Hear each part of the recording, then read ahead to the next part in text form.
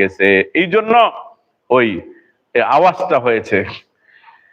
আল্লাহর হাবিব বলেন, আবু হুরায়রা শোনো, কেউ যদি বলে লা ইলাহা ইল্লাল্লাহ দাখালাল জান্নাহ, মান ক্বালা লা ইলাহা ইল্লাল্লাহ দাখালাল জান্নাহ, কেউ যদি লা ইলাহা ইল্লাল্লাহ পাঠ করলো তাহলে সে আল্লাহর জান্নাতের মেহমান হয়ে গেল।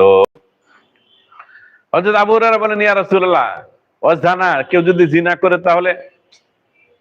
আবু হুরায়রা বলেন, ইয়া রাসূলুল্লাহ, সারিক, কেউ যদি চুরি করে তাহলে? আল্লাহ রাসূল বলেন, আবু হুরায়রার চোখে ধুলাই ধূসরিত হোক। এটা আরব জাহানের একটা প্রবাদ। তো যাই হোক, আল্লাহ রাসূল এই সাহাবী বলেন, ইয়া রাসূলুল্লাহ, এখন আমি কি এই ঘোষণা দিব মানুষকে?